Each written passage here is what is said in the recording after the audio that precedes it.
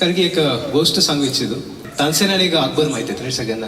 तर एकदा अकबर म्हणाले होते की तानसेनला की आपण एक अशीच एक मैफिल सजूया. मग तानसेन म्हणाले की चालेल, करूया, हरकत नाही.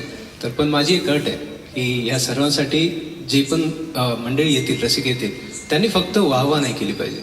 काय म्हणे की जर का मी गाणे म्हणत असेल तर वाहवा जर का म्हणतो माझी तंद्री तुटते.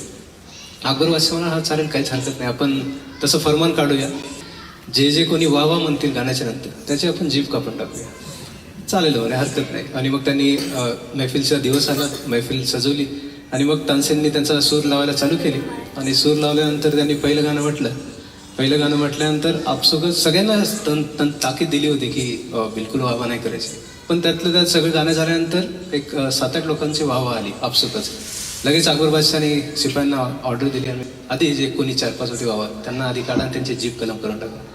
तर तानसेन लगेच आले आणि पुढे म्हणाले की थांबा बादशाह, की जे हे होते ना, यांनी सगळं एवढं सांगितलं असताना सुद्धा त्या गाण्याला वाहवा दिली आहे. तर त्याच्यामुळे हीच लोक आहेत जी आपल्याला ॲक्च्युली गाण्याची खरं ताकद देणार आहे. तर मैफिलीची रंगत जी आहे ती ह्या लोकांमुळेच येणार आहे. त्याच्यामुळे जे बाकीचे आहेत ते सगळ्यांना काढून टाका. सो आय होप की सगळ्यांना गाणी आवडत आहेत. सो त्याच्यामुळं वाहवा जरी यायलाच पाहिजे, टाळ्या तरी आल्याच पाहिजे. Thank you so much.